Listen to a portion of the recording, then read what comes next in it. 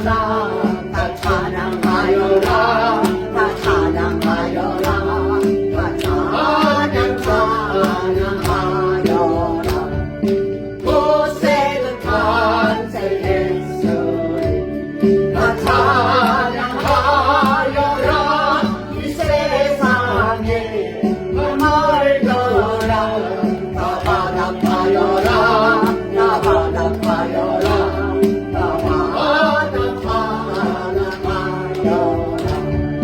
온 세상 죄를 사하여 주 예수 오셨네 제 맛을 몰아내고 나 구원하시네 나 구원하시네 나 구원하시네. 오늘 말씀의 제목은 아기 예수께 경배하라. 시작. 아기 예수께 경배하라. 이 말씀의 의미를 한번 묵상하면서 성탄절을 맞이하고 또 내가 어떠한 삶으로 성탄절을 통해서 내 믿음이 회복되어지는 역사가 있기를 원합니다. 우리 서로 인사합니다. 메리 크리스마스. 메리 크리스마스. 네, 메리 크리스마스는 우리 아기 예수께 경배하고 찬양한다, 예배한다 이 뜻이 담겨져 있습니다. 성탄절은 우리 하나님께서 인류를 구원하시기 위해서 자신의 아들을 이 세상에 보내주셨습니다. 그러나 성탄절의 기쁨이 단순한 감정이나 축제로 머물지 아니하고 이 말씀을 통해서 다시 한번 우리가 영적으로 믿음이 회복되는 시간이 되기를 원합니다. 그것은 바로 예수 그리스도를 경배하는 일입니다. 마태복음 2장은 동방박사의 이야기는 성탄절의 본질이 경배에 있음을 우리에게 분명히 말하고 있습니다. 이 사건은 세속적 권력과 종교적 무관심이 가득했던 세상 가운데 예수님이 탄생함으로 그 예수님이 이 땅에 오심으로 말미암아 그분을 경배하라고 말씀합니다. 왜 그러냐면 세상에는 많은 좋은 소식들이 있어요. 여기에 가면 돈도 벌고 여기에 가면 좋은 것도 있고 여기에 가면 맛있는 집도 있고 여러 가지 좋은 소식들이 있는데 정말 성경에서 말하는 가장 기쁜 소식이 뭐냐?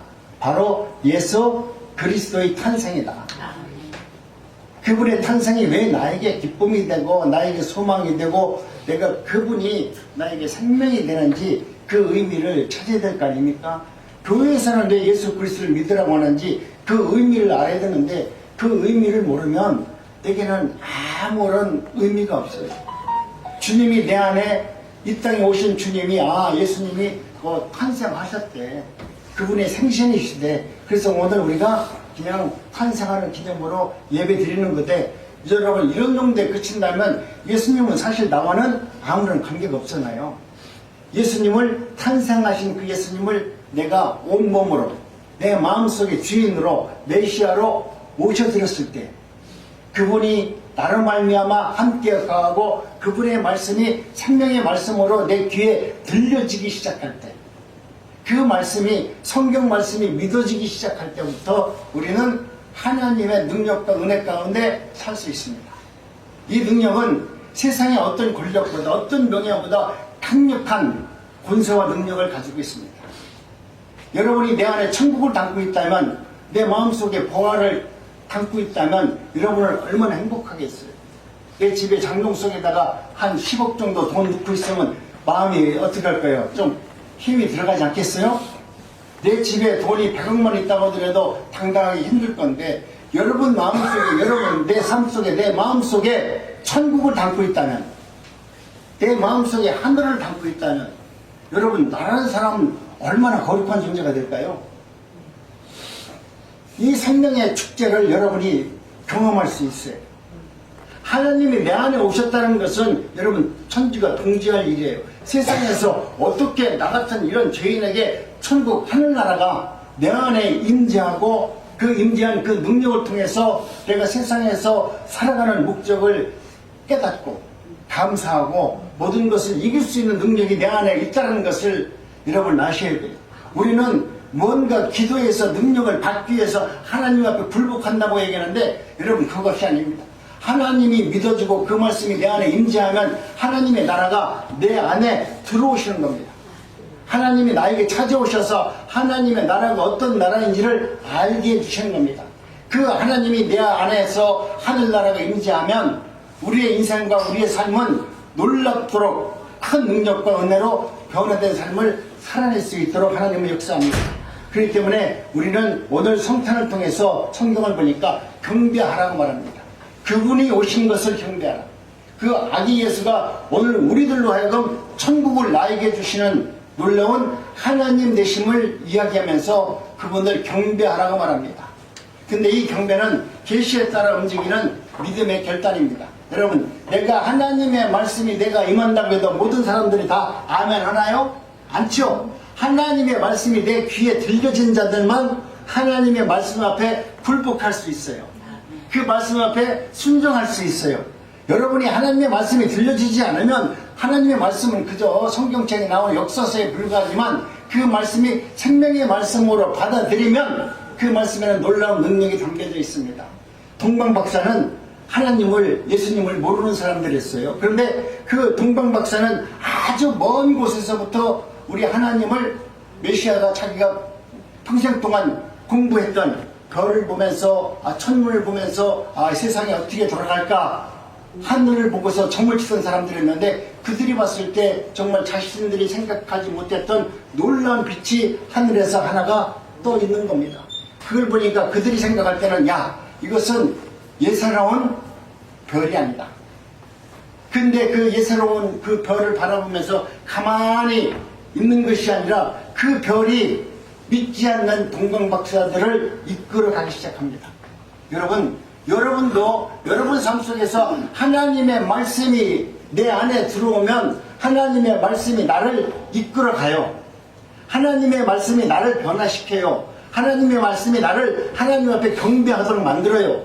여러분이 하나님의 말씀이 여러분 삶 속에서 그렇게 동방박사가 별을 보고, 저것은 내가 평생 연구했던, 내가 생각지도 못한 별이 떴는데 그 별이 움직이는 걸 보고, 내가 저 별을 쫓아가서 내가 저 별에서 주는 의미가 뭔지, 새로운 왕이 메시아가 탄생한다는 그 별이 무엇인지 내 눈으로 확인해야 되겠다. 그들은 그 말씀을 찾아갔습니다.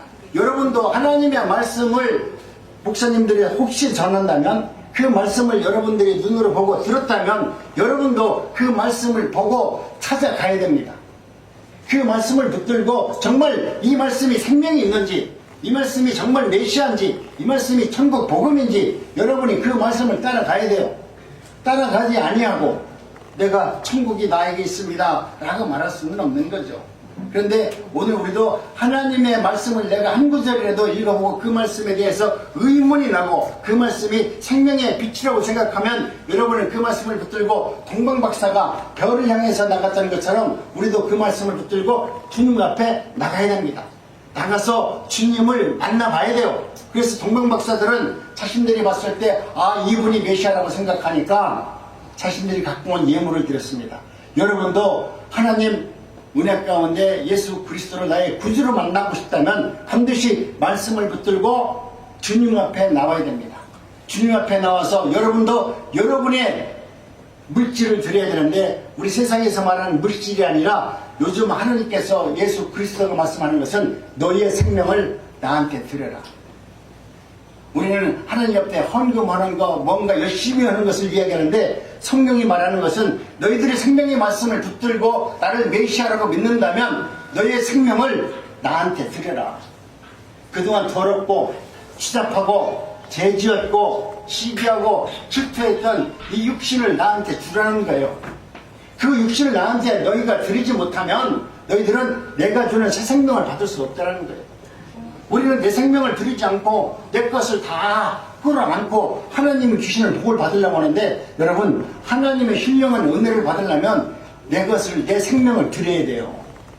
내가 세상에서 살아왔던 가치관, 세상에서 얻고자 했던 명예욕, 이 물질, 이 모든 것을 다 내려놓고 이것은 다 썩어 없어질 거니까 하나님, 내 생명을 주님께 드립니다. 이 더럽고 추잡한 생명을 주님께 드리오니 주님께서 말씀으로 나에게 새 생명을 주시옵소서. 여러분, 하나님의 은혜를 경험한 사람은, 하나님의 생명을 다시 받은 사람은 세상에 굴복하지 않습니다. 세상에 되어지는 일 앞에 일희일비하지 않습니다. 왜? 내가 영원히 살 수 있는 생명을 얻은 자이고 천국이 내 안에 임재하였고 그 천국을 통해서 내가 살아가는 거룩한 하나님의 백성이 된 사람은 세상에서 뭐 무슨 말을 하더라도 거기에 마음에 흔들리지 않습니다. 여러분이 어떤 문제 앞에서 욕을 하고 너는 좋은 놈이다, 너는 나쁜 놈이다, 뭐 대통령은 마음에 든다, 안 든다, 여러분이 아직도 그러고 있다면 여러분은 하나님을 믿지 못하는 겁니다. 하나님을 믿으면 이 세상 정치는 그냥 이 세상에 그냥 정치에 하나님께서 통제하시는 나라 아니에요. 그런데 그런 것을 바라보면서도 일일비하지 아니고 우리가 하나님의 뜻 앞에서 하나님의 뜻을 바라보면서 나갈 수 있어야만 되는 것입니다. 그런데 세상 사람들은 예수님이 이 땅에 탄생했다니까 그분이 어디에서 무엇을 하는 분이냐 이렇게 물었잖아요. 유대인들도 왕으로 나신 이가 어디 있느냐 그렇게 기도했잖아요. 메시아 어서 오셔가지고 우리를 지금 로마에서 억압받고 있는데 우리 좀 해방시켜달라고 그렇게 기도했잖아요. 애굽에서도 자기들이 440년 동안 열심히 하다가 잘 먹고 잘 살 때는 주님을 찾지 않다가 마지막에 고난을 당하니까 그때부터 하나님을 찾잖아요. 그래서 정말 하나님이 오시니까 하나님이 오니까 그 하나님이 자기들 갖다 편하게 잘 먹고 잘 살게 해줬습니까? 아니잖아요. 하나님은 너희들이 갖고 있는 이 생각과 가증스러운 삶을 다 어디야? 홍해 바다에서 다 버려버리고 정말 새로운 가치관으로 하나님께서 그들에게 광야에서 하나님의 나라가 어떤 나라인지를 알게 해주잖아요. 이 광야에서 하나님을 만난 사람만이 요단강을 건너가잖아요. 광야에서 하나님을 만난 자만이 정말 건널 수 없는 요단강을 건너가는데 요단강을 건너갈 때도 그냥 건너가는 것이 아니라 하나님의 말씀 언약의 법궤를 여러분 지고 갈 때 하나님을 의지하고 하나님만 바라보고 하나님의 말씀을 붙든 자만이 요단강을 건너가요. 그리고 여리고성을 돌게 하셔서 하나님께서 너희들의 힘으로 이 나라가 움직이는 것이 아니라 하나님의 뜻으로 너희들을 선택하고 너희들을 통해서 하나님의 나라가 이루어질 거라는 것을 그들에게 보여줍니다. 오늘 예수님이 이 땅에 오셨습니다. 유대인들의 왕으로 나신 이가 어디 있느냐? 이 질문은 단순한 천문을 통해서 메시아가 탄생하는 것이 아니라 하나님의 구속자적 신호를 우리에게 지금 말하고 있는 것입니다. 그렇기 때문에 저와 여러분들은 하나님의 말씀 가운데 오늘 우리들도 우리가 행하는 모든 것은 그저 내 인생관으로만 바라볼 것이 아니라 하나님은 나를 통해서 하나님의 나라의 전도자, 복음자로 사용하시고자 하는 하나님의 뜻이 담겨져 있어요. 동방박사들은 자신들이 그 많은 길을 걸어오면서 그냥 나는 메시아를 어떤 분인가 알고 싶어서 메시아를 찾아왔지만 하나님은 그들을 전도자로 세웠잖아요. 그들이 지나오는 모든 나라마다 올 때마다 그들은 천문을 바라보는 별을 탐색하는 사람들이었기 때문에 어느 누구도 그 나라를 그 사람들을 보면은 이 사람들은 평범한 사람들이 아니구나 알잖아요. 그러니까 아니 선생들은 여기 왜 우리나라에 왜 왔어요? 물어볼 거 아니야. 그러니까 그때 물어볼 때는 내가 그냥 지나가다 심심해서 지나가는 겁니다. 그렇게 말하는 것이 아니라 내가 별을 연구했는데 요즘에 세상에 보지 못한 별이 떠가지고 그 별이 지금 움직이는 곳으로 난 가고 있습니다. 그래서 그 별이 뭐라고 생각하세요? 물어보니까 그 별은 내가 볼 때 지금 위대한 왕이 탄생한다는 증조인 것 같습니다. 별을 지나가면서 지금 예수님의 탄생에 대해서 다 이야기하면서 갑니다. 그러면 그 통과하는 사람들이 그냥 그분이 왔을 때 그냥 저 사람들이 그냥 동방의 박사들이다 그냥 가만히 있었겠어요? 다 물어보고 검문하고 검색하고 그 과정을 걸어오는데 하나님은 그들을 걸어오는 그 발자취 속에 하나님 메시아가 누군가를 우리가 알고 있는 이방인들에게 하나님의 탄생을 알려주잖아요. 유대인들보다 먼저 이방인들에게 하나님의 탄생을 알려주고 있는 거예요. 예수님을 만난 이후에 또 그가 돌아갑니다. 돌아가니까 지나갔던 사람들이 얼마 전에 지나갔던 사람이 다시 또 오잖아. 동방박사를 보고서 아니 정말 가서 메시아를 만나봤습니까? 물어보니까 뭐라고 했겠어요? 나 못 만났어. 그렇게 얘기했어요? 아니 나 만났어. 근데 그 초라한 마국간에서 메시아가 탄생하는 것을 나는 봤다. 여러분, 또 오던 길에서 가던 길에서 만났던 사람들이 물어볼 때마다 그는 메시아 탄생을 이야기했어요. 이것은 우리 주님께서 놀라운 개혁과 섭리가 있더라는 거예요. 우리 인간은 그저 우리 인간의 역사 속으로 그냥 우리가 흘러가는 것처럼 보이지만 여러분, 그 흘러가는 역사 속에서도 지금도 하나님은 하나님의 나라가 누구인지를 끊임없이 우리에게 보여주고 있어요. 근데 우리가 그것을 영적으로 깨닫지 못하니까 동강목사가 그냥 지나가네? 또 왔다 가네? 우리는 그렇게 보고서 동강목사가 우리 동네 앞에 지나간 것만 기억하지 거기에 담겨져 있는 진리의 말씀을 찾지 못하듯이 이 시대가 혼탁하니까 하나님의 영적인 말씀을 분별하지 못하는 거예요. 그냥 우리는 오늘도 그렇게 하루하루 되어지는 일이 이런 것이다 라고 생각하지만 하나님은 촘촘히 하나님의 역사와 하나님의 뜻을 이 세상에 담겨 놓으셨어요. 그리고 동방박사와 같이 내가 믿지 않더라도 하나님의 나라가 어떤 나라인가를 알게 하도록 우리 인생들 삶 속에 담아 놓으셨어요. 그렇기 때문에 저와 여러분들은 하나님의 은혜 가운데 이제는 말씀 가운데 우리도 동방박사와 같이 주님을 만나게 되면 주님의 은혜를 경험하게 되면 저와 여러분들도 예수 앞에 엎드려 무릎을 꿇고 여러분 경배하는 삶을 살기를 원합니다. 이 경배가 그 당시 유대인들은 또 그 당시 동방박사들은 황금, 유황, 몰약이라고 얘기했지만 가장 소중한 것이라고 얘기했지만 우리는 여기에 물질을 얘기하지만 이제는 신약 시대에 와서는 이런 물질이 아니라 우리의 생명을 이야기하는 것입니다. 내 생명을 전부를 드려라. 내 생명 전부를 드리는 것을 지금 말씀하고 있는 것입니다. 오늘 저와 여러분들이 하나님께서 주시는 말씀이 비답해서 여러분도 어떤 믿음으로 반응하고 있습니까? 저와 여러분들도 이제는 하나님을 진정으로 경배하는 예배자로 서시기 바랍니다. 내 마음속에 주님을 경배하고 찬양하는 예배자로 섰을 때 하나님의 말씀이 들려지게 될 것이고 그 말씀을 통해서 하나님의 영광이 여러분의 삶 속에서 이루어지게 될 겁니다. 경배는 세상의 두려움과 방해를 넘어서는 순종입니다. 내가 주님을 경배합니다. 거기에는 세상의 어떤 두려움을 이길 수 있는 능력이 담겨져 있어요. 세상에서 나를 방해하고 나를 실족해 하는 모든 문제 앞에 굴복하지 않고 승리할 수 있는 능력이 담겨져 있어요. 헤롯 왕과 예루살렘이 소동한 것은 메시아 탄생이 새로운 사건이고 새로운 질서가 세워지는 것을 그들은 경험하기 때문에 새로운 것이 변화되는 것을 그들은 두려웠기 때문에 소동하고 있는 것입니다. 여러분, 여러분도 삶 속에서 예수님을 나의 구주로 믿는다면 여러분 마음속에도 새로운 소동이 일어나기 시작합니다. 헤롯 왕은 웅장한 성전을 지었던 진정한 하나님의 경배자였습니다. 아니, 왕이 그 세상에서 가장 위대한 교회를 지은 거 아닙니까? 지금으로 말하면 성전을 그렇게 헤롯 성전을 멋지게 지어놓고 거기서 하나님을 찬양한 사람 아니에요? 그러면 우리가 봤을 때 눈으로 보면 그분보다 믿음이 좋은 사람이 어디 있어요? 우리 삶 속에서 그렇게 교회를 지금 멋지게 지어놓은 우리나라 목사들 얼마나 많아요? 아니, 그분들이 얼마나 믿음이 많아요? 그런데 이 헤롯 왕이 자신의 권력에 도전하고 자신의 명예가 뺏기고 자신의 질서가 무너지는 새로운 변화의 시대가 다가오니까 헤롯 왕은 그것을 견디지 못하고 하나님의 말씀을 받아들이지 못하고 배척하잖아요. 지금 우리나라 큰 교회들이 다 그런 거 아닙니까? 자신이 갖고 있는 큰 교회 권력, 자신이 갖고 있는 이 모든 것을 지금 내어놓으라고 하니까 그들은 내어놓지 않고 헤롯 왕과 똑같은 짓을 지금 하고 있다는 사실에 대해서 정말 우리는 불쌍하고 가난하고 그들이 왜 이렇게까지 하나님의 말씀을 왜곡하는지 우리는 여러분 금할 길이 없는 것입니다.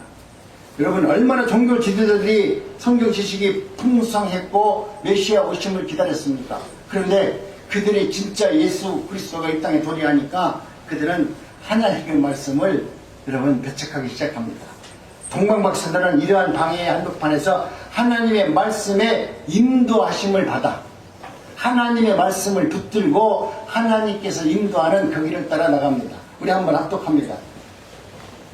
시작. 베들레헴아, 아브라다의 너의 유다 족속 중에서도 작을지라도 이스라엘의 다스리는 자가 내게서 내게로 나올 것이라. 그의 근본은 성부와 영원에 있느니라. 동방박사는 미가서 5장 2절의 말씀에 의하는 따라서 예루살렘으로 순례의 길을 나갑니다. 그들은 예수님이 누구인지 알지 못하는지만 하나님께서 보여주는 그 표적을 바라보면서 나가는데, 그렇게 기도하면서 메시아 어서 오시옵소서 라고 기도하잖아요. 지금 여러분도 마라나타 그러면서 하나님 어서 오시옵소서, 그때 어서 오시옵소서 할 때가 어떠냐면 내 인생에서 고달플 때 그렇게 한다고. 내가 먹고 살기 힘들고 사람의 관계가 흐트러지고 뭔가 힘들고 어려우면 아이고 하나님 어서 오시옵소서 마라나타. 여러분, 여러분이 잘 먹고 잘 살고 편안할 때 주님 어서 오시옵소서 이 부른 할지 몰라도 오시면은 헤로돈과 같이 오지 마세요. 오면 안 됩니다. 내가 이것을 즐기고 내 인생 다 끝날 때까지 내 자식에게 그 명예와 권세가 다 넘어가서 자손 대대가 잘 살 수 있을 때까지, 그때까지는 오시면 안 됩니다. 여러분, 지금 똑같은 세상을 우리가 살고 있어요. 지금 헤로당에 있던 시대와 지금 이 세상이 다를 것 같아요? 아니에요. 성경은 똑같습니다. 왜 그러냐면 인간사는 죄인들이 사는 세상이기 때문에 그들과 갖고 있던, 유대인들이 갖고 있던 욕망과 욕심이 오늘 우리 종교 지도자들도 똑같은 욕망과 욕심으로 가득 차 있다는 거예요. 이것이 오늘 우리는 이것을 인정해야 돼요. 인정하고 내가 정말 주님이 내게 찾아오셨던 그 진리를 다시 한번 묵상하면서 하나님, 나는 진리의 길에 서기를 원합니다. 여러분, 내 욕심과 사욕을 내려놓는 삶이 내 삶 속에서 이루어져야만 하는 것입니다. 그렇기 때문에 경배는 환경을 초월한 순종이에요. 내가 주님을 경배합니다. 주님을 찬양합니다. 이것은 내 환경과 내 처지와 내가 갖고 있는 모든 것을 다 초월해서 나는 주님을 찬양합니다. 여러분, 주님을 경배하고 찬양한다면 그 말씀을 순종하는 거죠. 그 말씀을 온몸으로 받아들이는 거죠. 내가 경배하는데 그분의 말씀을 안 받아들이고 경배할 수 있어요? 우리가 아멘을 할 수 있어도 경배는 그 말씀의 진리가 내 안에서 생명으로 내 안에 박혀지지 아니하면 그 말씀 앞에서 그분을 순종한다고 말할 수가 없어요. 이 경배가 오늘 저와 여러분들에게도 있기를 원합니다. 예수님을 만났던 사람들은 한결같이 자신이 허리를 굽혀서 주님을 만나기 위해서 경배하고 경배하였습니다. 그렇기 때문에 이제는 여러분, 예수 그리스도 앞에서 주님을 경배하기 시작하면 여러분의 마음과 생각이 뜨거워지기 시작할 겁니다. 동방박사들이 나타난 이 별을 보고서 그들은 심히 기뻐했다라고 말합니다. 오늘 저와 여러분들에도 생명의 말씀이 한마디라도 여러분의 말씀 앞에서 내 머릿속에서 기억된다라고 하면 그 말씀을 붙들고 주님 앞에 나갈 수 있는 삶이 되어지기를 원합니다. 경배는 가장 귀한 것을 드리는 헌신도 담겨져 있습니다.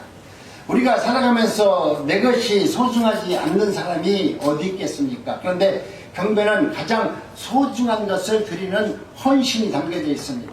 동방박사들은 아기 예수 앞에 엎드려 경배하며 자신이 갖고 있던 황금, 유향, 몰약을 드렸습니다.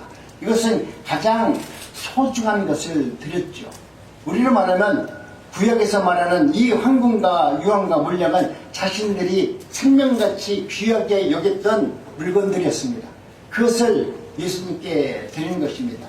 황금은 그리스도 왕을 인정하고 왕께 경배하면서 드리는 예물이었습니다. 또 유황은 하나님께 드리는 제사에 사용했던 향으로서 예수님의 신성을, 하나님의 신성을 인정하면서 드리는 예물이었습니다. 또 몰약은 장례용품, 향품으로서 메시아가 고난을 받고 죽는 그 상징을 보여주기 위해서 몰약을 드렸습니다. 이 모든 것은 의미 없이 드린 것이 아니라 어떻게 하나님께서 준비해 주셨다는 거죠.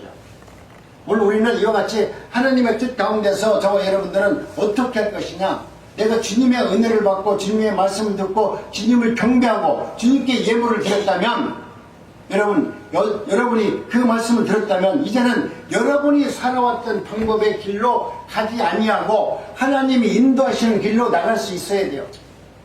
동방박사들은 자신들이 가져왔던 예물을 드리고 하나님께서 보여주시는 새로운 길을 선택해서 그 길로 나갑니다. 여러분, 오늘 우리는 하나님이 우리를 부르셨다는 것은 여러분이 옛날서부터 살아왔던 그 구습을 쫓아가라고 우리에게 생명의 말씀으로 찾아오시는 것이 아니라 하나님의 말씀이 내게 레마의 말씀으로 들리면 그 말씀은 반드시 나에게 새로운 길을 열어주는 능력의 길로 갈 수 있도록 새로운 길로 역사해 주는 것입니다. 이와 같은 은혜가 여러분도 믿음 안에서 있기를 원합니다. 동방박사들도 왕이 야 예수를 만나면 메시아를 만나면 나를 만나고 가라 그렇게 명령을 했는데도 그들은 이 세상의 권력자의 말을 듣는 것이 아니라 하나님의 말씀을 듣고 그 길로 가지 말고 하나님이 인도하는 그 길로 나가라고 하니까 여러분 자기가 걸어왔던 길이 아닌 새로운 길로 나가게 되는 것입니다. 경배는 단지 예배의 순간에 머무르는 것이 아니라 삶의 방향을 바꾸는 겁니다. 내가 여태까지 살아왔던 삶의 방법이 아니라 하나님께서 원하시는 그 방법대로 내 인생의 터닝포인트를 삼아서 내가 가는 길을 방향을 바꿔서 나가는 것이 바로 경배자의 모습입니다. 예수님께 경배한 사람은 세상의 요구를 따르지 않고 하나님께서 열어주는 새로운 길을 찾아서 나갑니다. 하나님께서 주시는 그 길이 생명의 길임을 알기 때문에 그 길은 내가 미지의 세계지만 하나님이 예비해 주시고 인도하시는 길인지 알기 때문에 그 길로 나갑니다. 그 길에서 만나는 수많은 고난이 있다 할지라도 이 고난은 나로 하여금 나를 더 성숙하게 만들고 나로 하여금 하나님의 나라가 어떤 나라인지를 알게 하는 생명의 길이라는 것을 알기 때문에 거기서 만나는 수많은 어려움을 믿음으로 극복할 수 있도록 하나님은 우리에게 믿음을 주시고 은혜도 주시고 또 능력도 주실 겁니다. 그런 일은 하나님께서 이미 내가 하나님의 말씀에 따라 그 길을 선택한 자들에게 주는 하나님의 진리입니다. 그렇기 때문에 어려운 문제가 있다 할지라도 여러분 이 성탄을 통해서 하나님의 은혜 가운데 참된 은혜는 예수 그리스도를 경배하는 것입니다. 예수님을 경배하는 것입니다. 성탄절 맞아 우리는 동방목사에게 보여준 경배의 여정을 우리가 다시 한번 묵상해 보는 것입니다. 경배는 계시를 따라서 움직이는 겁니다.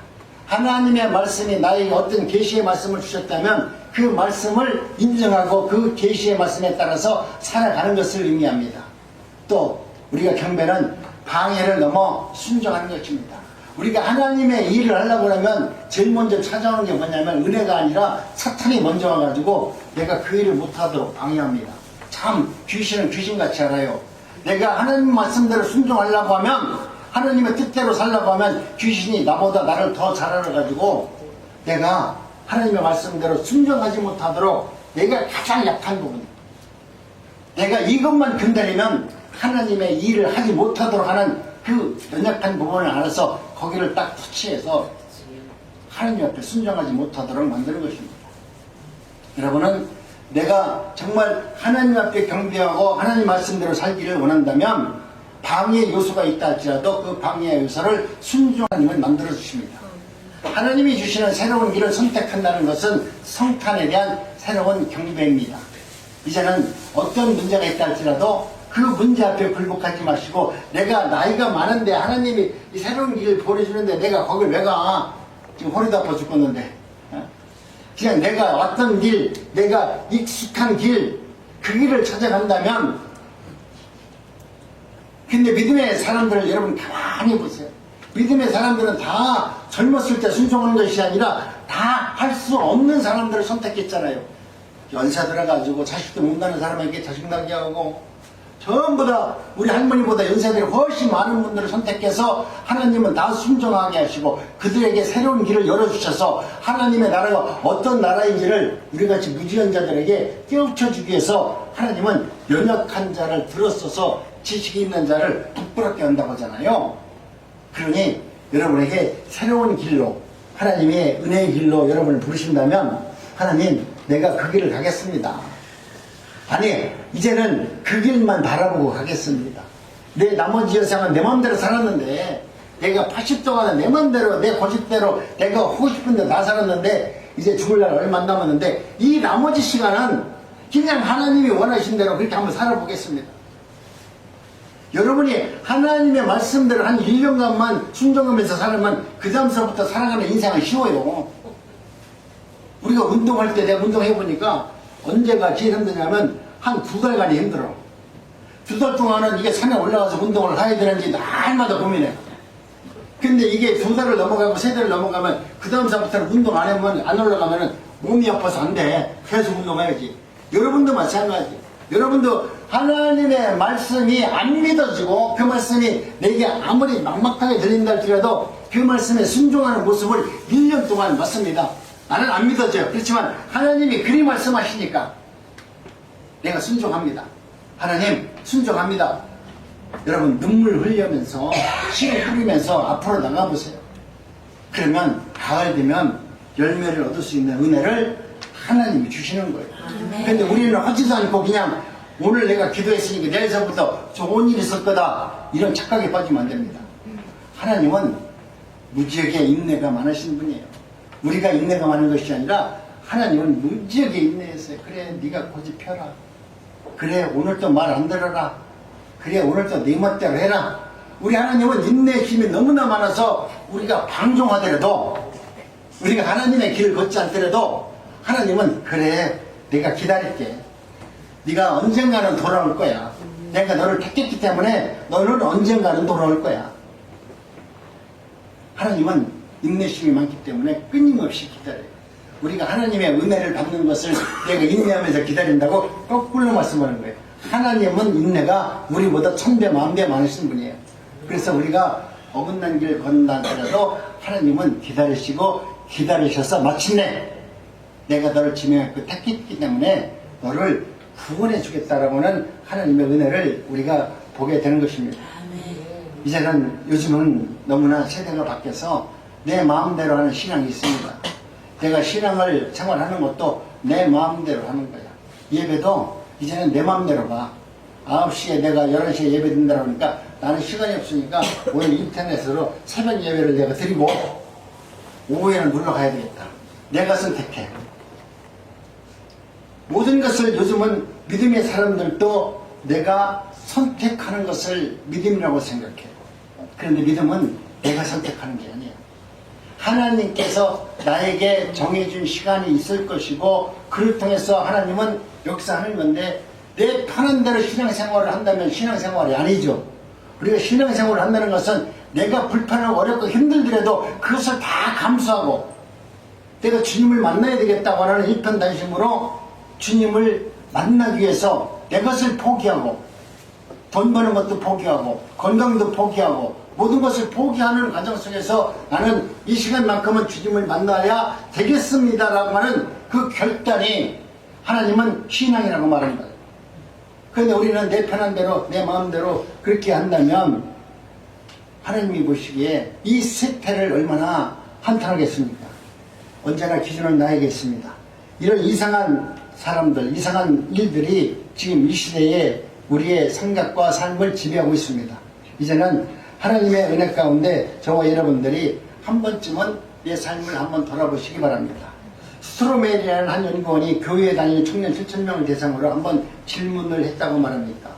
당신이 하나님께 인정을 받으려면 무엇을 해야 합니까?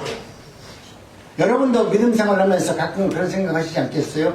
내가 하나님께 그럼 인정을 받으면 어떻게 해야 되는지 한 번쯤 생각해 보지 않겠어요? 그런데 대답이 60% 이상이 뭐라고 말했냐면 내가 선한 생활을 하면 된다고 생각했습니다. 내가 죄 짓지 않고 남들 거 욕심 안 내고 살면 그러면 내가 천국 간다고 이렇게 생각했습니다. 그러나 하나님의 은혜 가운데 내가 예배자로 말씀대로 예배를 드리고 하나님께 경배를 하고 그리고 영광을 돌리면서 살아야 된다라고 하는 이 대답이 한 번도 안 나왔다는 것입니다. 내가 예수를 믿으면서 주님을 경배하는 것입니다. 주님을 찬양하는 것입니다. 주님께 영광을 돌리는 것이 그리스도의 삶입니다. 이렇게 예배하는 것이 아니라 그저 내가 선하게 살고요, 죄 짓지 않고요, 남들한테 욕 안 먹으면 돼요. 이렇게만 살아도 요즘 세상에 뭐 불만하게 사는 거 아닙니까? 그렇게 얘기했대요. 이게 그 말이 언뜻으로 맞잖아요. 이 세대가 악한 세상에서 선하게 살고 죄 짓지 않고 내가 조금 남한테 나눠주고 이렇게 살면 잘 사는 거지. 근데 하나님의 편에서 보니까 그것은 아무것도 아니야. 하나님의 편에서 보니까 네가 나를 경배하지 않으면 하나님의 은혜 가운데 경배하지 않고 영광 돌리지 않고 예배하지 않는 자가 어떻게 하나님의 백성이라고 말할 수 있느냐? 하나님은 그리 말씀합니다. 그렇기 때문에 우리는 하나님의 말씀 가운데 최선의 삶을 선택한다고 우리 인생 가운데 그렇게 말하지만 그것은 성경적인 말이 아니라 네, 맞습니다. 내가 하나님의 말씀 가운데 예배자로 살기를 원합니다. 주님을 경배하는 삶을 살기를 원합니다. 주님께 영광된 삶을 살기를 원합니다.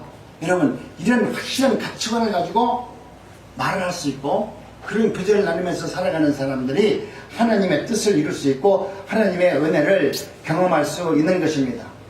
오늘 우리는 이와 같이 내 마음대로 살고자 하는 사람들에게는 하나님의 마음과 하나님의 뜻이 그 안에 담겨져 있지 않습니다. 단지 좋은 것만 하고 내가 할 수 있는 것만 하고 그리고 남들에게 폐한 끼치면 그렇게 믿음 생활 잘하는 것이다 라고 말합니다. 그러나 오늘 우리는 이러한 사상을 조심해야 됩니다. 이것은 우리가 경계해야 될 이상 사상입니다. 우리가 내 공로를 가지고 내가 천국을 가고 내 공로를 가지고 인정을 받으려고 하는 것은 이단 사상입니다. 그렇기 때문에 초대교회도 그런 문제 때문에 얼마나 힘들었는지 몰랐습니다. 근데 요즘 우리 대한민국 교회가 지금 그렇지 않습니까? 내 공로로 다 천국 가려고 해요. 내가 뭔가 좀 잘해주고 뭔가 좀 인정받고 이런 모습들 속에서 나도 천국 가야 되겠다는 사상이 너무나 많이 담겨져 있습니다. 이제는 하나님의 은혜 가운데 저와 여러분들이 하나님의 뜻 가운데서 성탄의 축복과 성탄의 의미가 무엇인지를 한번 생각해 보는 것입니다. 첫 번째 헤롯 왕이고 둘째는 대제사장과 서기관들입니다. 그리고 세 번째는 동방박사들입니다. 이 세 사람들은 눈으로 보는 신앙의 판단에 따르려면 분명히 괜찮은 사람들 아닙니까? 모두가 다 하나님께 얼마나 경배를 잘한 사람입니까? 한 사람은 성전을 세계에서 가장 큰 성전을 쳐놓고서 하나님 앞에 예배를 드린 사람이니까 우리가 볼 때 가장 위대한 사람 아니에요? 우리나라 교회가 전국 세계에서 5개가 우리나라 큰 교회가 우리 한국에 다 있대요. 얼마나 큰 교회 쳐놓고서 거기서 담임 목사 있으니까 얼마나 인정받는 목사 아닙니까? 근데 그 사람들은 이 헤롯왕에 게임도 안 되는 사람들이야. 헤롯왕에 비하면 이분들은 지금 말하면 세속적인 말로 세 발의 피야. 그분의 그 헤롯 성전은 얼마나 위대했습니까? 그런 성전을 진 사람이 하나님 말씀 앞에서 우리가 봤을 때 최고의 예배자인데 그 사람이 타락하잖아. 둘째는 대제사장과 서기관들인데 이들은 눈 뜨면 성경을 읽고 눈 뜨면 하나님의 말씀을 주야로 묵상하고 그 하나님의 말씀만 바라보면서 살았던 사람들이었습니다. 그런데 실제로 예수님이 오시니까 그 예수님을 배척하고 자신들이 갖고 있는 권력이 뺏길 것 같으니까 예수님을 이단자로 불려서 죽이게 합니다. 세 번째는 동방박사입니다. 여러분, 오늘 우리는 하나님의 은혜 가운데 하나님은 이와 같이 진리 가운데 예수를 잘 믿는다고 말하는 사람들에게 하나님의 나라를 보여준 것이 아니라 동방박사, 우리가 너는 예수를 믿는 사람이 아니야. 우리 선민, 우리 유대인들만 선민이고 우리 이스라엘 민족만 선민인데 이방인인 동방박사 너희들이 하나님의 나라를 어떻게 알아? 그렇게 배척했던 자들에게 하나님의 나라가 어떤 나라인지를 보여주잖아요. 얼마나 놀랐습니까? 오늘 우리는 하나님의 놀라운 은혜 가운데 눈으로 보는 것에 마음 뺏기지 마시기 바랍니다. 예루살렘 성전이 첫 번째는 솔로몬 성전이었고요. 두 번째는 수국 발렌 성전이었고 세 번째가 헤롯 성전입니다. 유대인 성전 안에서 이렇게 큰 성전이 세 번 졌는데 이 성전이 다 허물어졌어요. 하나님께서 만약에 성전이 그들에게 큰 하나님의 나라가 그 안에 있는 것으로 생각했다면 예수님은 지금 하나님의 능력으로 예루살렘 안에 성전을 멋지게 지었을 거예요. 근데 하나님은 성전 안에 아름다운 성전 안에 계시는 것이 아니라 이제는 성전이 어디 있어요? 내 안에 있다. 천국이 어디 있어요? 저기 있는 것이 아니라 내 안에 있다는 거예요. 너희들은 성전도 내 안에 품었고 하나님의 나라도 내 안에 품고 사는 거룩한 존재라는 것을 여러분이 삶 속에서 느낀다면 우리의 인생과는 가치관은 정말 놀라울 정도로 큰 역사를 이루면서 살아갈 줄로 믿습니다. 성탄을 통해서 하나님께서 여러분들에게 은혜를 주시고 또 하나님의 나라가 어떤 나라인지를 알게 해주셨다면 여러분 기쁜 마음으로 바라보시기 바랍니다. 그들은 누가 성전을 지었는지 몰랐어요. 자신들의 성전을 졌을 때 전부들 다 내가 왕이었을 때 내 돈 들여서 내가 졌으니까 다 내가 졌다고 생각하는 거예요. 그런데 하나님이 보시기는 야, 네 성전은 네가 졌다고 하지만 네 생명은 누가 졌냐? 네 돈은 누가 졌냐? 네 권력은 누가 졌냐? 모든 것이 다 하나님이 줬다라는 여러분 그런 믿음이 있어야 돼요. 우리가 삶 속에서 내게 주어진 모든 것은 다 하나님이 나에게 주신 은혜고 그것을 통해서 하나님께 영광을 돌리라고 나에게도 자녀를 주었고 나에게도 좋은 집을 주었고 나에게도 물질을 허락하신 것은 하나님이 그것을 통해서 하나님의 나라가 어떤 나라인지를 세상에서 보여주는 삶을 살라고 그런 것들을 나에게 잠시 맡긴 겁니다.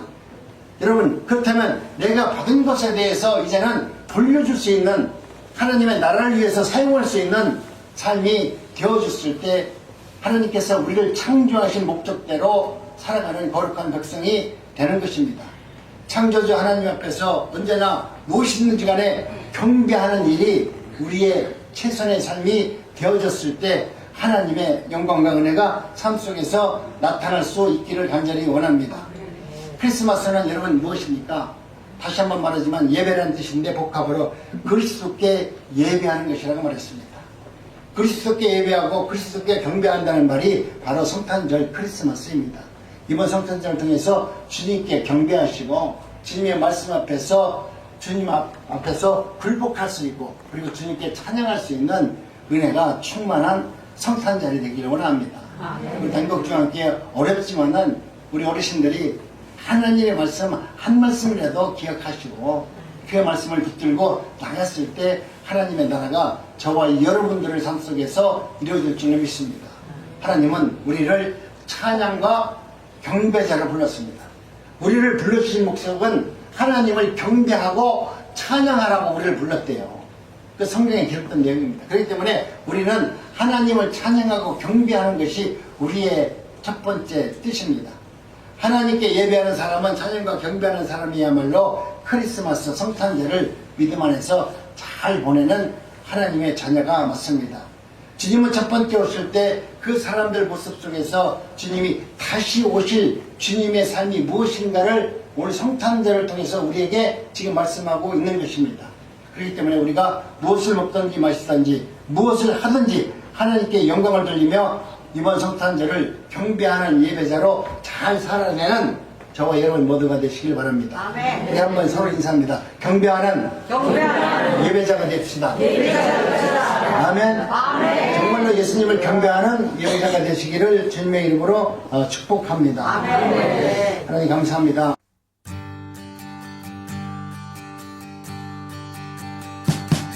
We wish you a Merry Christmas. We wish you a Merry Christmas. We wish you a Merry Christmas and a Happy New Year.